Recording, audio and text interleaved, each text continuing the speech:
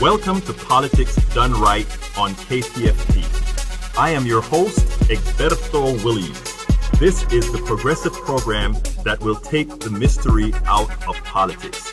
This is the program that will encourage you to make sure government becomes we the people. Whether you are liberal, conservative, or otherwise, you get to air your point of view. Give me a call at 713-526-5738. That is 713-526-KPFT. Remember, you can also send me a tweet to EGBERTOWILLIES. That is at Egberto Willies. Let us engage. It is Politics Done Right. 1, 2, 3, 4. Well, folks, welcome to one more edition of Politics Done Right. I am Egberto Willies, your host. One more week has gone by. Roxy, how art thou doing today? I'm good. I'm not as sleepy as I am usually. So I am awake, I'm here, and I'm ready to go. Well, you know what? What's up, folks? Remember, this is a call-in show, and we'd love to hear from you. Remember that our number is 713-526-5738. Again, that number is 713-526-KPFT, and we all around Houston and surrounding areas love to hear when Roxy says it this way. 713-JAM-KPFT. Absolutely. And by the way, Roxy, I was listening. I was in my car driving, and I just heard this voice that I recognize, and it was like, I know that voice. That's a voice that I listen to every Monday. You were on another show. Yes. And you were really getting busy on another show. What day was that? I don't remember what day of the week. You were doing a show, and I think you were giving a weather report and something else. Mm-hmm. And I'm like, wow, I know that voice. That sounded great. You know, you were in deep conversation with the lady. I'm like, I hope she knows that, you know, that's just kind of temporary now. You know what I mean? Yes, I do. Because you're the co-host here at Politics Done Right. Absolutely. Because it is Politics Done Right. Okay. Now, folks, it's interesting that we had an interesting week this, we had all those problems that we had in Ferguson, Missouri. And I mean, I'm going to just kind of touch on that, but I don't want to spend too much time on that. That is serious enough as it is. But, you know, we have to try to be forward-looking. And one of the topics I'm going to talk about today is, you know, the state of our politics, and specifically I have this title that I'm giving the show, which is saying, is the Democratic Party too timid? So that's what we're going to talk about. But beforehand, I'd like you to remember to you can also listen to us on our podcast at kpft.org. We stream live there continuously. You can learn about what's going on the shows and past shows by going to kpft.org and going to the archives. Now, those archives don't last forever, but they last forever at my site, politicsdoneright.com. So you can also go to politicsdoneright.com. Remember also, folks, that we are following the hashtag politics done right. So if you send any tweets, I'll be able to take a look at it as not my bad eyes withstanding, of course. That said, I'd like to start this way by saying, is the Democratic Party too timid? And this is more serious. This is more than just the Democratic Party, but this is just a microcosm of what I want to talk about. Last week I asked the question if Rand Paul was encroaching on Hillary Clinton's turf. A lot of people are going to say, Egberto, you're still harping on the Ron Paul issue. You're still on that. To which I say, yes, it is serious. But anyhow, and I think we better get with it and realize that we really have to be reading in between lines, and we really have to be watching how the media at large, how are they covering these issues. It is important that Americans are not snowed into making rash decisions based on limited information or canned information put out by these guys. But anyway, the question maybe should have been asked, what is Hillary Clinton's turf? I remember I said that maybe Rand Paul was encroaching on her turf. What is her turf? Is her turf the turf of the Democratic Party that the Democratic Party once had? Is that what Hillary represents? Many continue to believe it is crazy to take Rand Paul seriously. Many believe his past civil rights statements and faux pas made it impossible to take him as a serious presidential contender. But folks, think about it. Ferguson is probative, and all these other issues that are afflicting the American middle class, those are all probative, okay? There is a vacuum. There is a populous vacuum in the country that needs to be filled. And anybody who have a bit of science knowledge knows that on Earth, where there's an atmosphere, vacuums do not remain filled, or unfilled, that is. Elitist liberals and rank-and-file Democrats, as late as a few hours before my show started, continue to claim that America will never support a guy who wants to shrink government as Rand Paul does. To that I ask a specific question. What happens? What happens if Americans believe that government, to them, has been ineffective? Why not try something different?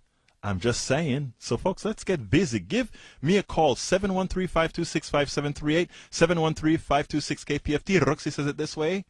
713-JM-KPFT. There we go. And remember, send me a tweet at Egberto Willies, or send the hashtag politics done right. But, you know, today I'm going to have two things to read. So as it goes,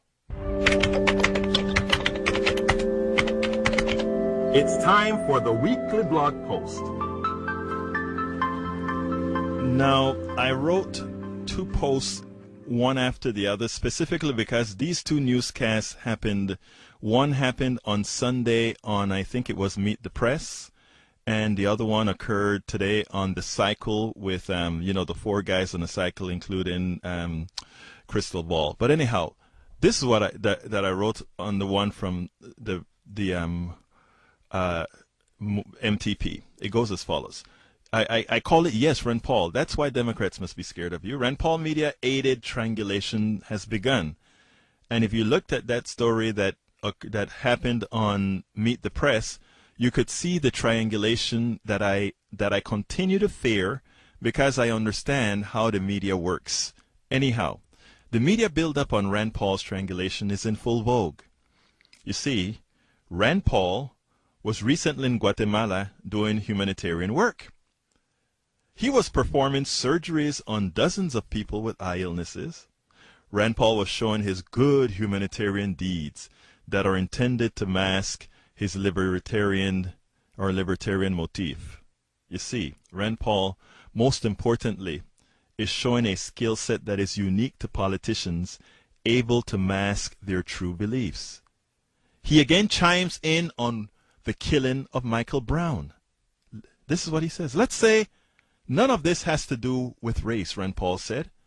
It might not, but the belief is, if you are African American and you live in Ferguson, the belief is you see in prison mostly black and brown, and somehow it is racial. Even if the thoughts that were going on at that time had nothing to do with race. There is a very good chance this had nothing to do with race, but because of all the arrest and the way people are arrested, that everybody perceives it as, my goodness, the police are out to get us. But I do know what's happening as far as you look at who's in our prisons. Note this, folks. That's his statement. Note, he acknowledges reality, displays a degree of empathy, and give the oppressors a guilt-free pass. Classic. Again, for people that listen to shows like Politics Done Right, or for people that read the Daily Kos and all these things, you can see right through that, folks. You can see right through that. But for the average American citizen, and I don't care who you are, what race you are, what creed you are, when you see somebody that's talking, I'm not saying they're necessarily walking the walk. They're showing an understanding and they're talking.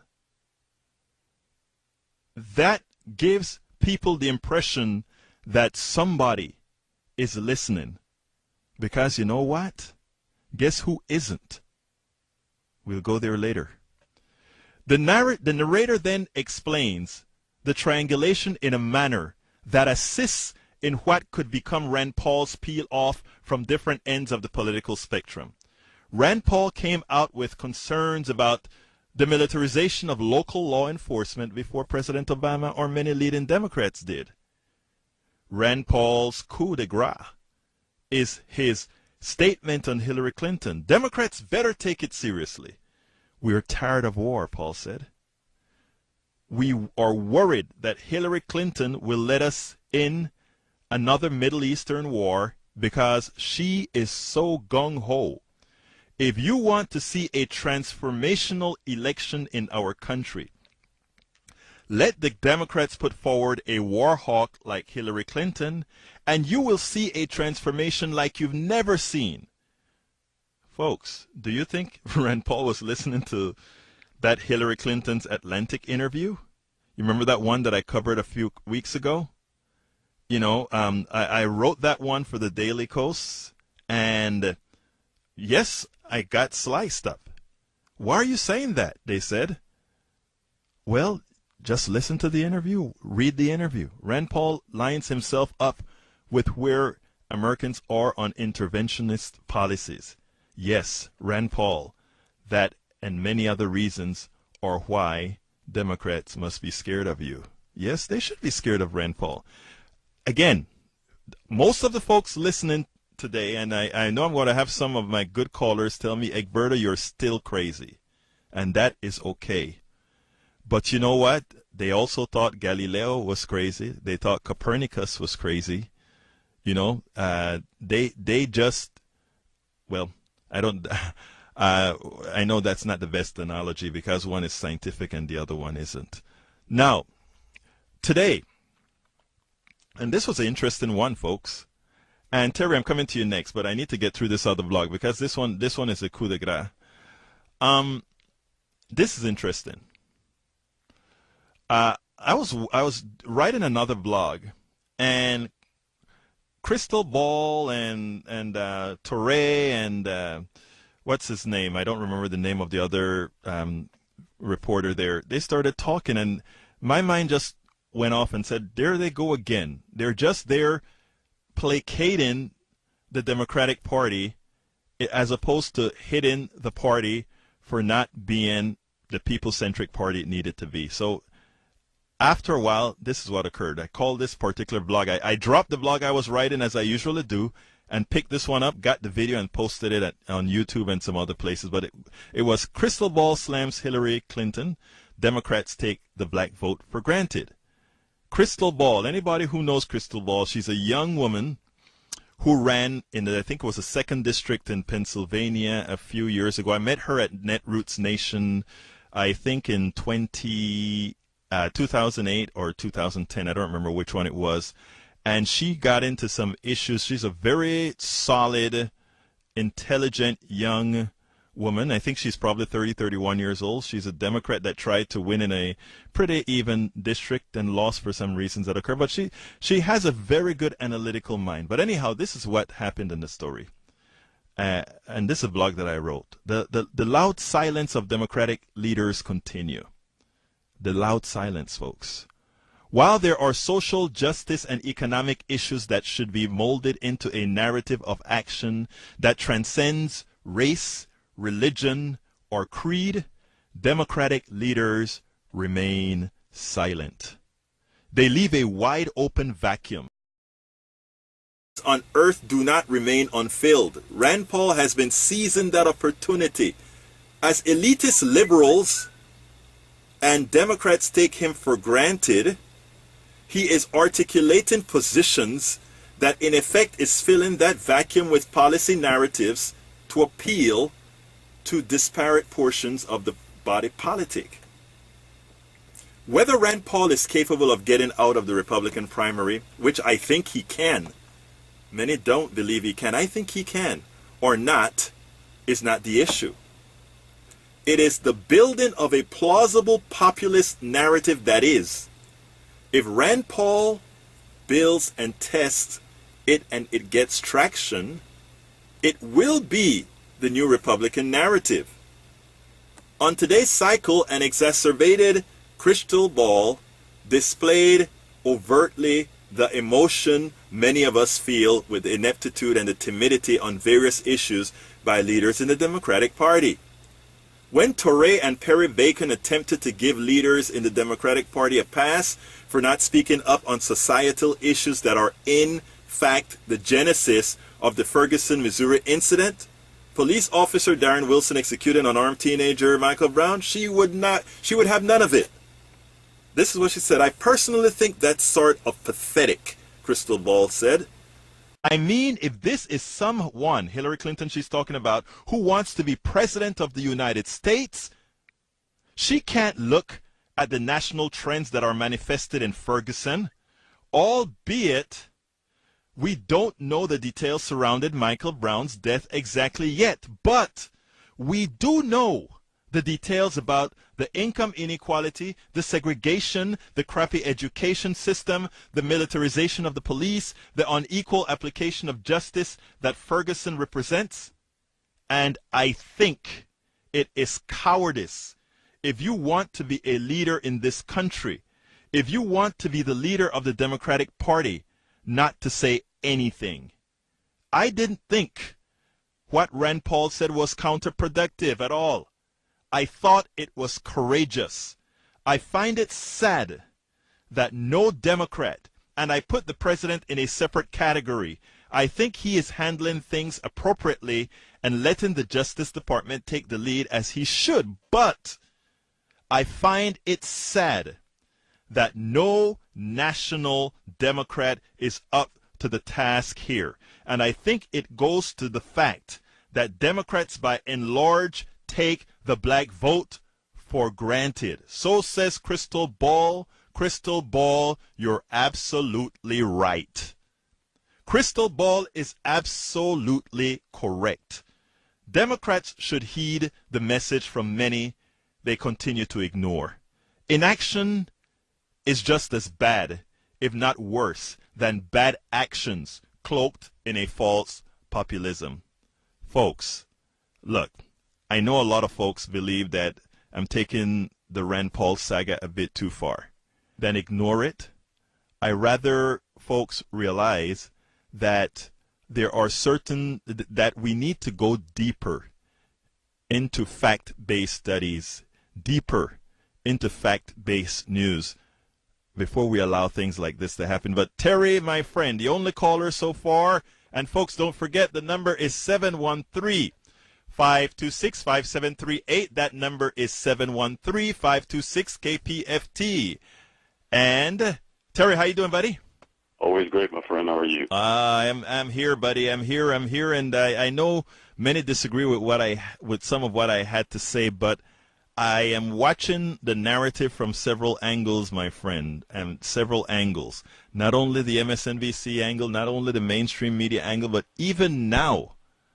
I don't know if you remembered last week when I mentioned about even when somebody like Al Sharpton is quoting somebody like Rand Paul, he has hit the big leagues. Talk to me, my friend. Yeah, anybody quoting Rand Paul simply legitimizes. I don't think he's as out there as his dad was. And right. Clearly, he's decided to take a more mainstream approach to mask his sort of extreme beliefs. Now, do I think that he is going to be successful? I certainly hope not. I think you're correct to sound the bell so that he's watched very carefully and no one underestimates him. He is taking the page, as far as I'm concerned, right out of George H.W. Bush's passionate conservatism, W's Christian conservatism, or whatever you want to call it, where they basically cloaked their steel hand in a velvet glove. Right. So that's really what I think about Rand Paul. Now, as far as Hillary Clinton not saying anything, I mean, I don't know why anybody would be surprised. Let's not forget, this is the woman whose husband said that Barack Obama would have been carrying their luggage 20 years ago. You know, let me ask you 2008. something before you continue. Did she really say that? No, she didn't. He did. Oh, okay. Yeah, he did. Okay. So let's understand that these people are from Arkansas. Right. And despite their polish and despite their, political savvy, when they revert to type, as Clinton did in that one moment, they show who and what they really are. So don't be fooled. Number three, in terms of people taking the black vote for granted, yeah, right. Democrats take the black vote for granted. They take the Hispanic vote for granted. They take the Asian vote for granted, just as the Republican Party tends to take the diminishing white vote for granted. Right. So it's part of the body politic. Now, the question is, what do we do about that? I mean, right now, as it turns out, I can actually see, a lot of people think this reality is simply going to cause a decrease in voter turnout and that sort of thing. But I am more concerned about what it really means to the body politic, what it really means to actually to actually getting things done. You follow what I'm saying? In other words, when you have how should I say this? When you have a Rand Paul as a plausible candidate now, we're not talking even moderate type Republicans or anything like that. We're talking about a Rand Paul making sense. It just shows the vacuum that we have.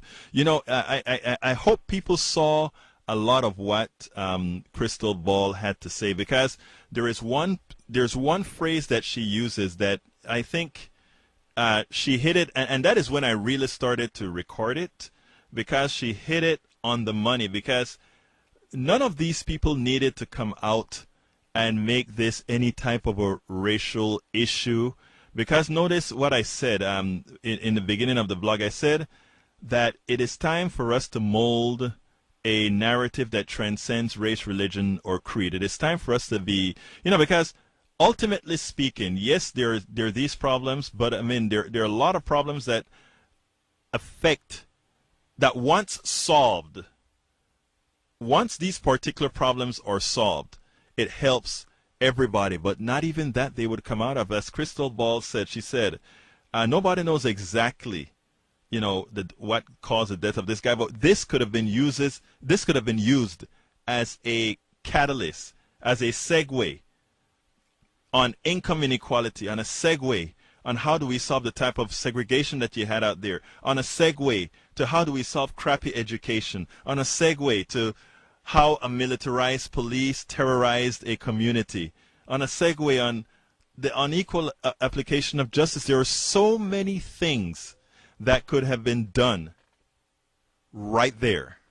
Yeah, but nobody that incident in Ferguson didn't have anything to do with income inequality. That incident didn't have anything to do with educational insufficiency. And if you believe that doesn't have anything to do with race, my question to you and anybody else would be, why do you think that? I don't know. I'm not saying that at all. I'm not saying... No. I know you're not, but it's a rhetorical question, because if you really believe that, then point me to the incidents and show me several hundred of them in the course of a year where young white children have been gunned down by black policemen after they've been accosted for no reason. But show me where unarmed white children have been shot and murdered, shot in the back when they're handcuffed on the ground, shot 30, 40 times like the Sean Bell incident in New York. Show me where those things have happened to young white children, and then I'll argue and I'll agree with you that it's not about race. It is not the norm for that to happen at all, and especially given the disproportionate amount in the population.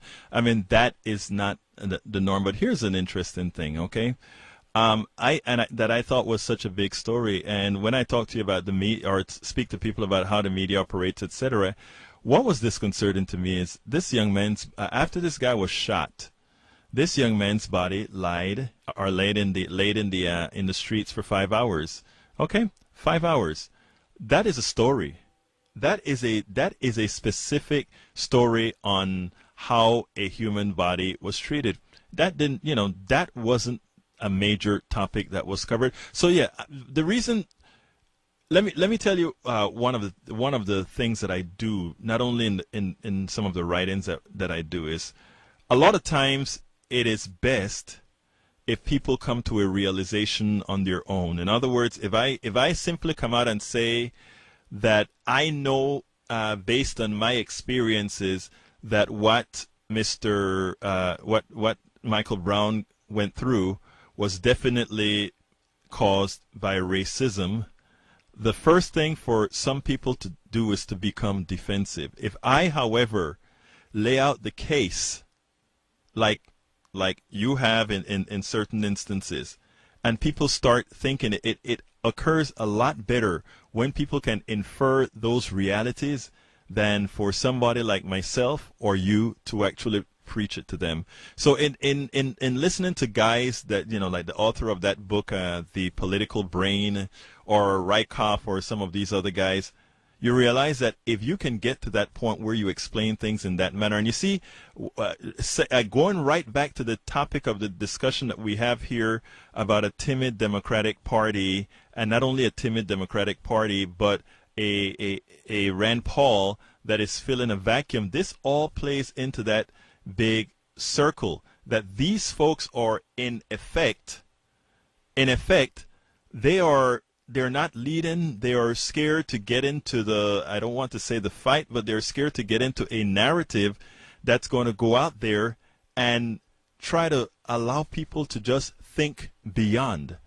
And well, I've got one more thing to say, and then I'll certainly be quiet and let you move on to someone else. I'm old enough to remember when Barry Goldwater... Wait, before we go, because there's no one else on the line right now, so let me give a little call out. Folks, the telephone number is 713-526-5738. That number is 713-526-KPFT. Roxy says it this way. 713-JAM KPFT. And it's actually time for a station break. We have somebody on line 2 coming in. But let me tell you, folks, do give us a call. I would love to hear your opinion in every respect, because this is a serious matter that I think it is time for us to chime in on. Go ahead, Terry. I'm old enough to remember when Barry Goldwater was considered extreme, and since the time of Barry Goldwater, there's been a constant push by the right to push a more and more and more extreme agenda, and the net effect of that is what used to be considered extreme is now considered moderate. Right. If the Democratic Party doesn't step up and stand for something, moderation will seem like xenophobia. Well, I don't even think, I'm at the point now where I'm wondering if it's even a thing of stepping up or becoming moderate, or what we're having is a fusion of parties. I have a friend in the Green Party that says, you have to realize that we are no longer, this duopoly is no longer a duopoly. And he said, you can read anything out of that. The duopoly is no longer a duopoly. So I'm going to put you on hold, Terry. Let me get to Michelle. Michelle, come on in. Hey, Berto, how are you doing? All right, how you doing, Michelle? Oh, pretty good. I've been listening, and I may have a different take on this. Sure, go ahead. Whether it's, unfortunately and horribly, black child being shot, but we use, instead of using the word American, just like when a woman gets raped, a woman, we should say an American was violated.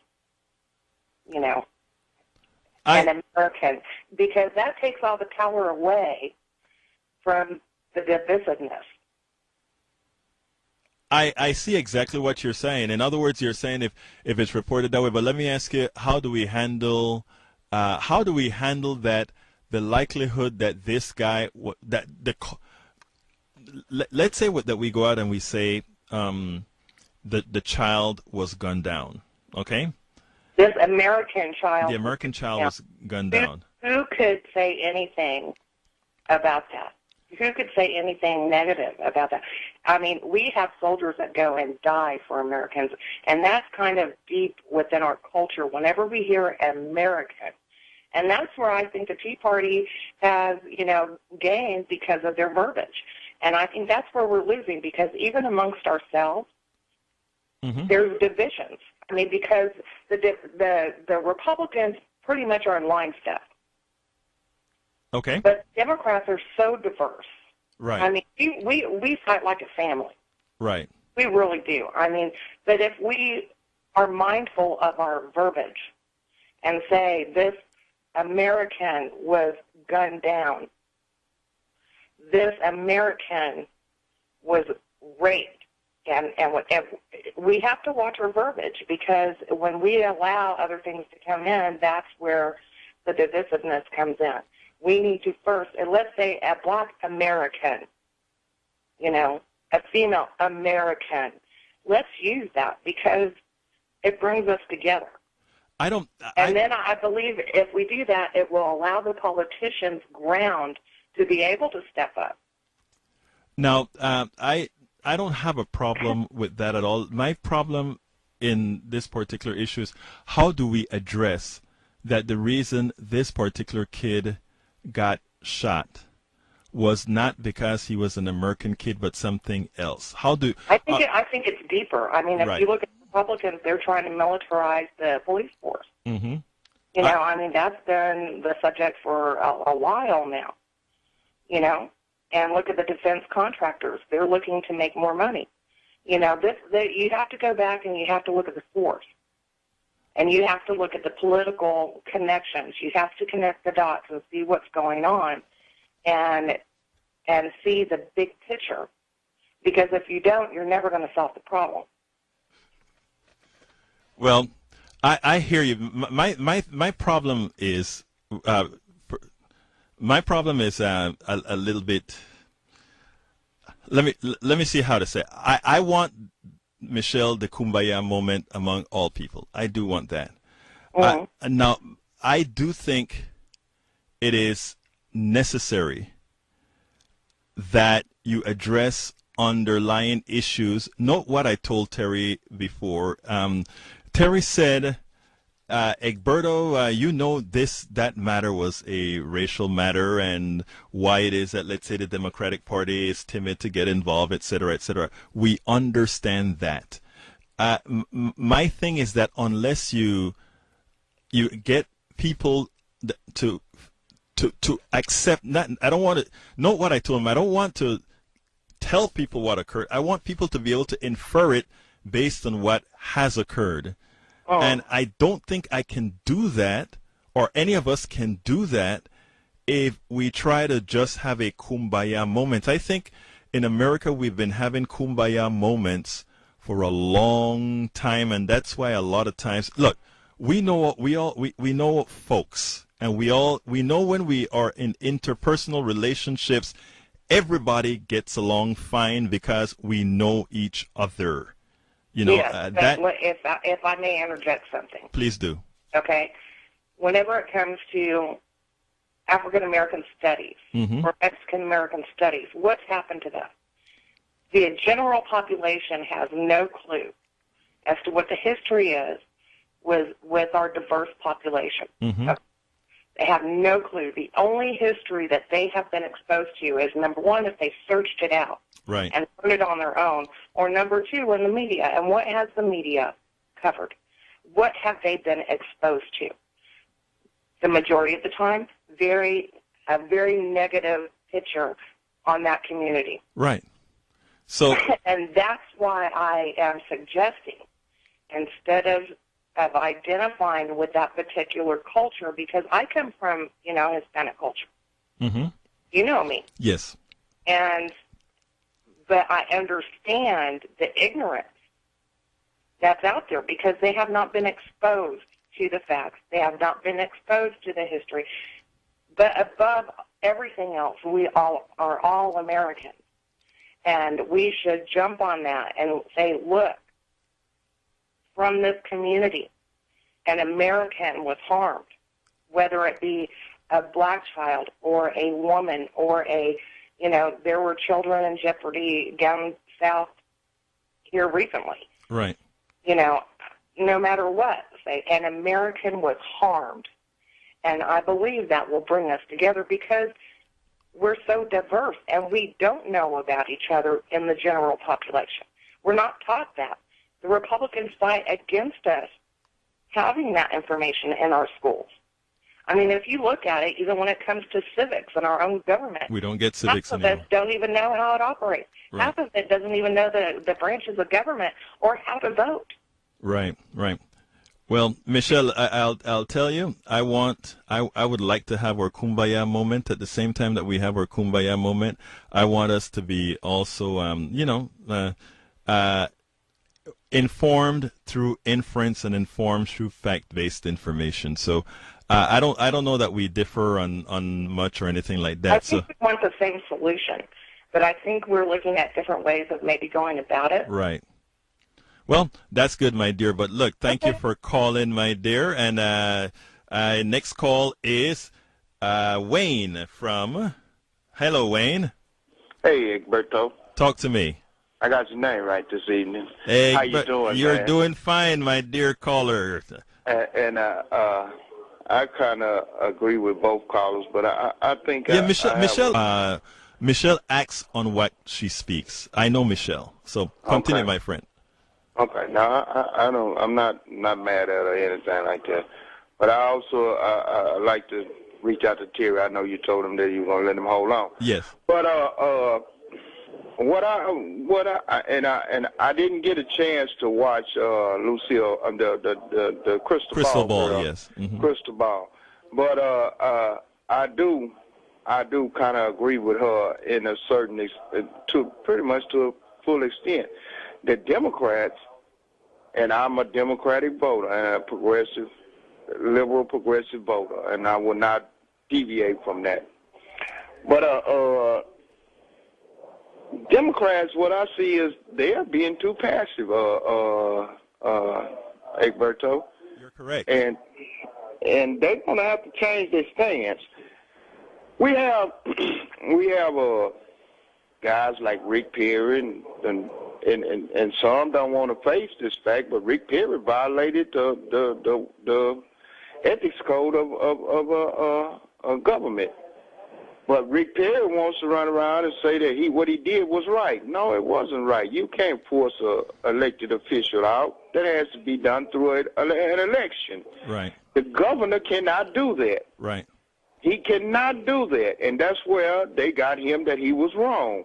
Now, if Rick Perry wants to stand up and say, okay, I was wrong in that regard, then fine. But until he says that, Rick Perry is just like Scott Walker and the other guy in Jersey, the big guy. What's his name? Yeah, Governor, the big guy in Jersey. What's his name again?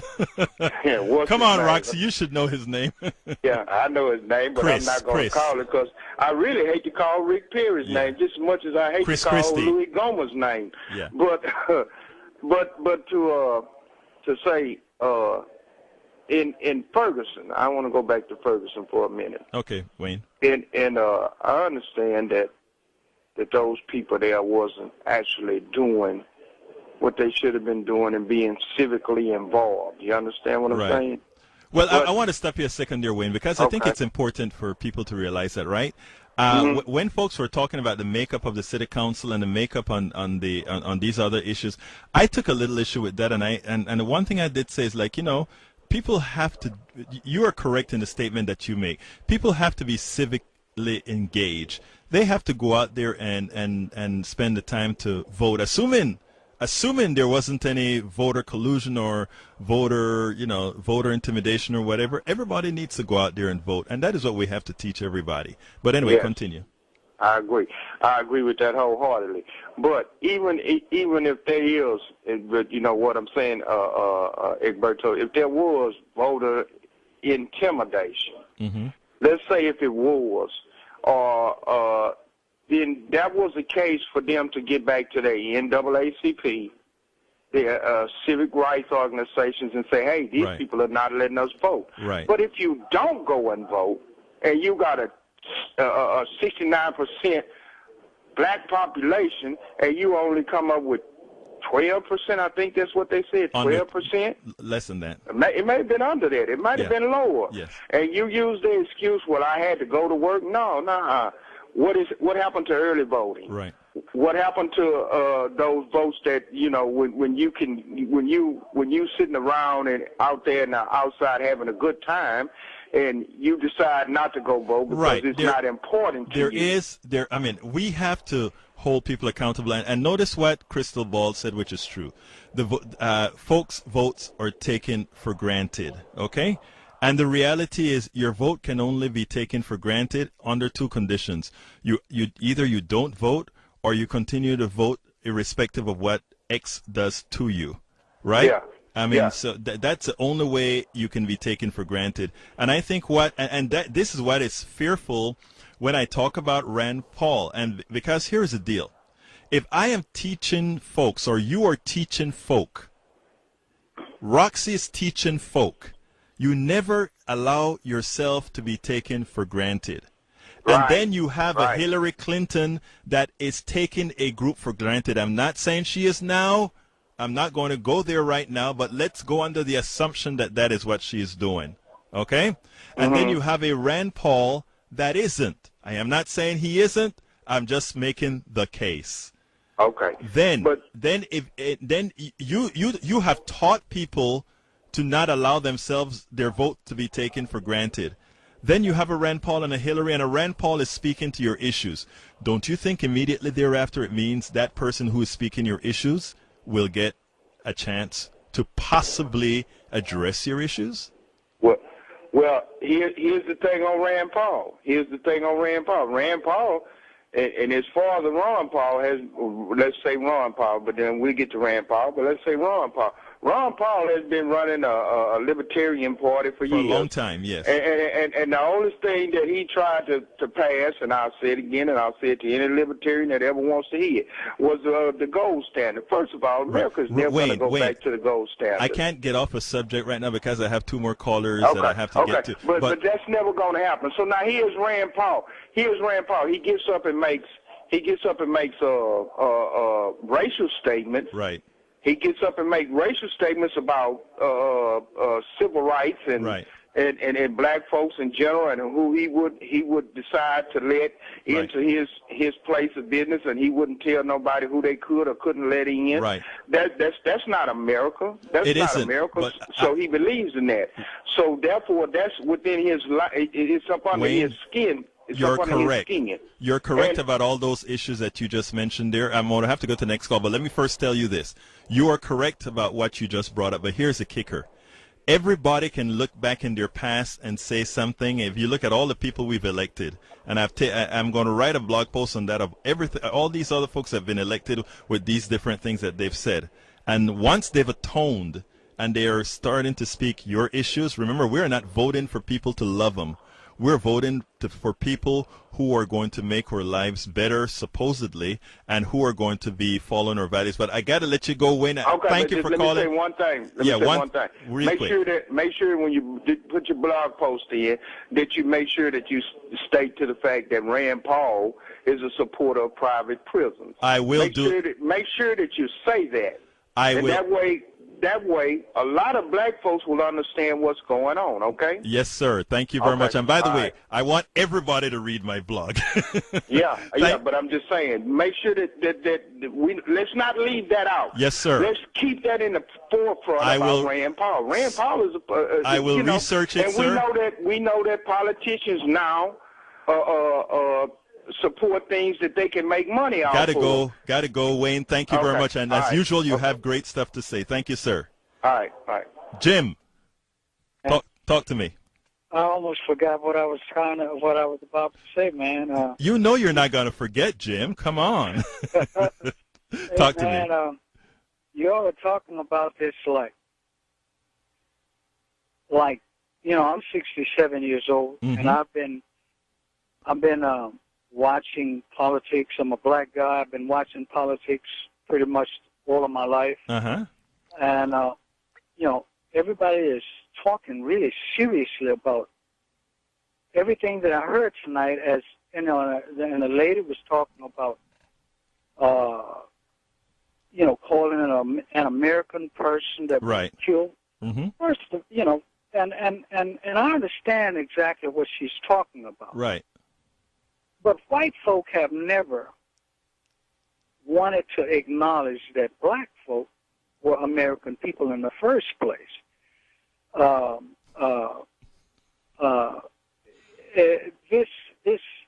This all about the because we have to be careful about who we elect and voting and all of that. And I've been voting. Well, I voted a few times, but I realized I never saw any difference in anything except I see a decline in the morality of the country to the point where people can stand, a cop can can just walk up and shoot a black guy, a kid, and walk away. That boy and down in Florida killed a kid and went on home.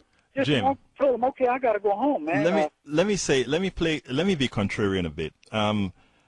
I am originally from Central America, Panama. Okay. And, yeah, yo sé. Yeah, and hablas también. Anyway, so hablo español. Perfecto. Okay. So anyway, I'm gonna take the contrarian and said, no, America is not the America of the past. My concern is America returning to the past. Okay. In other words, I am not going to sit down here as a person who's made it in America, a person above and beyond a lot of the problems that are there in America. Yes, America has a racial problem. America has a whole lot of problems, but I don't think we do my personal opinion is that we don't do a service by saying things haven't changed. Things have changed. Things have changed a lot. How have they? Well, I can tell you that I think even in the 30 years that I've been in the United States, I've seen a big change. My daughter, the life that my daughter live or is living is much different than mine. That doesn't deny the problems that still need to be cleaned up. And my goal, my personal... And why haven't they not been cleaned? If a civil rights bill was signed in '64, and I'm 67, and I can't see any difference in anything except a decline. Well, let me tell you. How does that happen? I don't keep on doing the same thing over and over and over and over. I don't completely. I know where you're coming from, and I know the optics of where you're coming from. I don't completely agree. I honestly know where you're coming from, but I think the only way we move forward is acknowledging the progress that we've made, and then acknowledging that we have a lot more progress to make. I think you have to tell the real truth. Yes. And then go from there. And the real truth, let me tell you some real truths. Let's take my personal history. The real truth is that I went to the University of Texas, right? A school that folks who looked like me couldn't be there. I got a good education, and out of that I made a good life. Should I be thankful to America to that? Absolutely so. So I mean, that my story is the story of many others. So I mean, what I'm saying is I will not be apologetic for the ills that we have in the country, but at the same time, I think we have to try to make things better by saying this is how we make things better. And I think, and I, my dear friend, 67 years old. I mean, I know.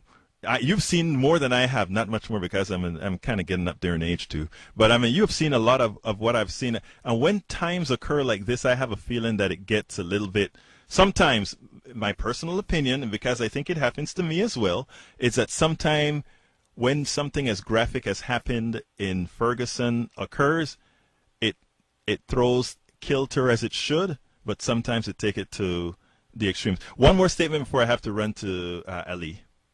I believe the country is bankrupt in all of its political ideology. Mm-hmm. I believe this country is absolutely bankrupt. Mm-hmm. And if you think that the powers that be are going to ever allow any kind of mutual respect for one another between black folk and white folk, you're kidding yourself. Okay, I'm glad you said that. You know why? Let me tell you something. You just said something that is actually important. Roxy, I'm going to tell you something. I want you to listen to this part too. You just made an important statement. I wrote a blog on the media, okay? I want everybody to go to politicsdoneright.com. Yeah. And it's important to read the media because there is an interesting point that you made. You said the powers that be will allow us to get together. And that was the gist of that media. We can be together. We should be together. But let me finish. I made you talk, my dear friend. Hold on a second. You didn't even. They didn't even put the truth in the book. Jim. Okay. Here's what I'm saying, Jim. This is important. The powers that be. It's not in their best interest that we all, to put it in the other terms, get along, because then our focus will be on the plutocracy and not on each other. You see, our focus should not be on each other. this is manufactured, but we'll talk about that another time. Jim, keep calling me because we have a lot to talk about. Okay, Jim? We have a lot to talk about, but I got to go to Ali. Ali, thank you for waiting, my dear friend. Oh, yes, thank you very much for having me on the airways. Yes, sir. I must say this, that you said that you've been in this country 30 years. Yes. Which is a pretty good length of time. Yes. For people like me, I'm African American. Mm-hmm. We've been here 400 years plus. Okay. So we are in the position to tell you about Americans. Right. So in our sojourn here in this country, just like Jim was trying to say, we've been hung from trees. We've been castrated, left out there so people could watch us dying. Speed that up. We say things have changed, so we speed it up to the 21st century. That happened since we got off the boat.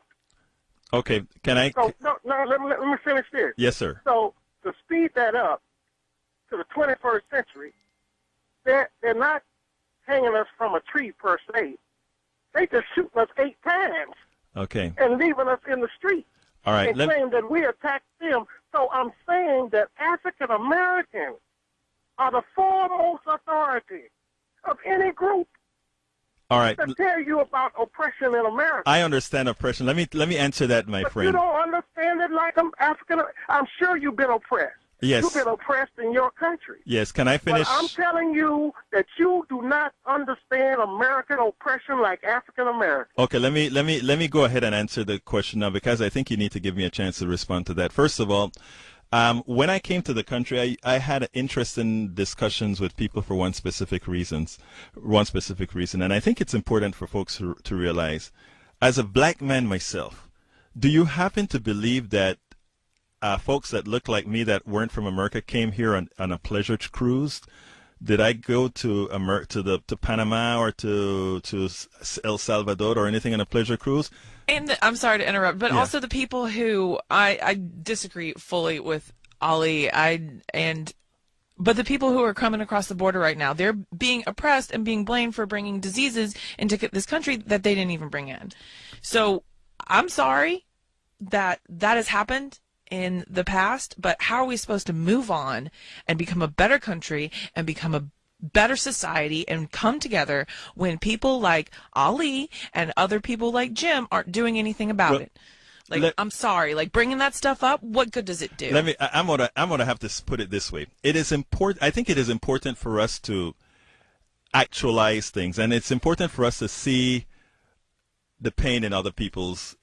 So that is one of the reasons you don't hear me really go on the attack and folks. But what I think I have to tell all the folks that are listening here that is very important is this. What you actually said there is important. At some point, we're going to have to make that stop and say, how do we move on from here? And I want to get back to Ali because there's something specific I want to tell Ali. But Ali, I came from Central America. Central America has the same types of problems that America has with racism and all these other issues. There are 2 ways to handle these particular issues. I choose personally, and again, that's a personal thing.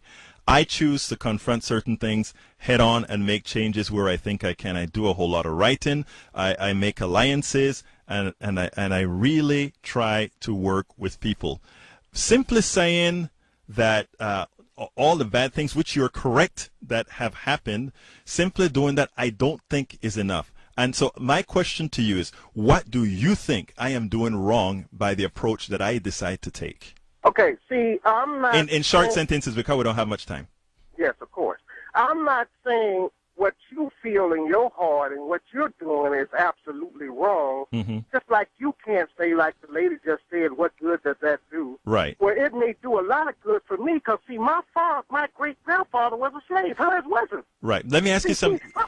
Please, let me finish saying what I'm going to say. Okay, real quickly, please, sir. Yeah, real quickly. See, she doesn't have to carry that stigma around with her. See, my great-grandfather was a slave. She was born in 1835. Right. She knows where she comes from. Maybe she's Irish. Maybe she's Italian. I don't know that. You understand? And she can't really understand what I'm saying now because she never suffered through that pain. Oh. My father could not tell you who his great-grandfather's father is or where they came from. Ali. You understand? Ali. My daddy had to read out a second-hand Ali. book. So Ali, I understand. Don't ask me what good does that do. Ali, let me say what I'm saying. Again, my question to you is, in order to move forward, what if you had a position to move forward? And you have to tell me this in 30 seconds. If you were able to move forward, what do you do to move forward, Ali?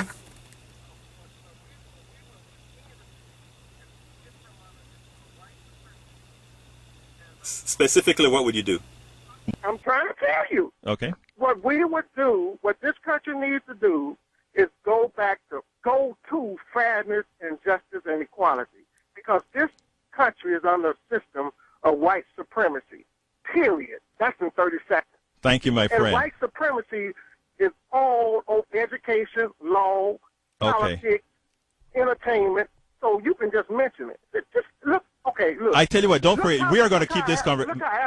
Hold on a second. Let's keep this conversation going because I want to talk to you. Politicsdoneright.com. Go to and on Facebook, Politics Done Right. Reach me there. We'll keep talking. Michelle, real quickly. I think as we fail as Democrats when we fail to acknowledge who the enemy is and that this is the war. I mean, we're fighting Alec right now, who is controlling the Tea Party, the Republicans. When it comes here in Texas, they're called the Texas Public Policy Foundation, the TPPF, which is often quoted in the media. Right. And whenever, I'm from a Hispanic, from a Spanish language family. I can tell you about how the Hispanic people were treated down the valley.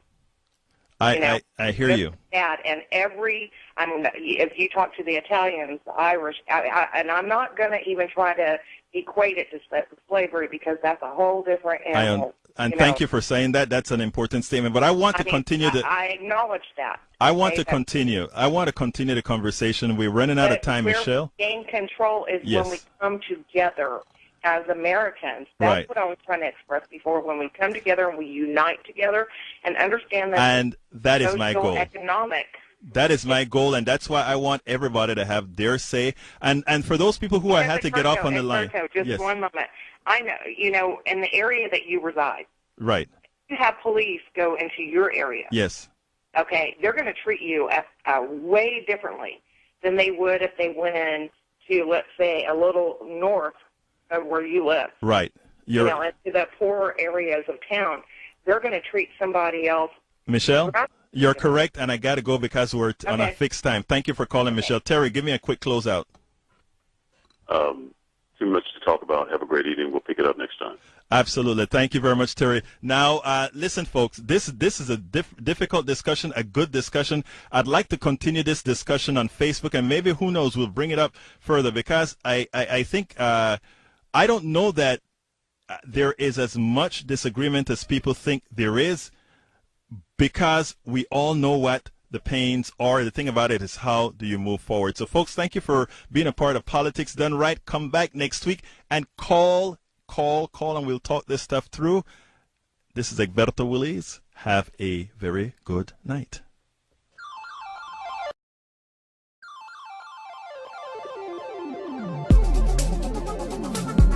Thank you very much for listening to Politics Done Right. I am your host, Egberto Willies. You can personally reach me by sending an email to egberto@politicsdoneright.com. Remember, Egberto is spelled E-G-B-E-R-T-O. Change starts with you. 90.1 KPFT gives you information not tainted by corporate interest. Please visit kpft.org and contribute. Let's ensure continued access to real information and news remain available to all. Again, thank you very much for listening to Politics Done Right.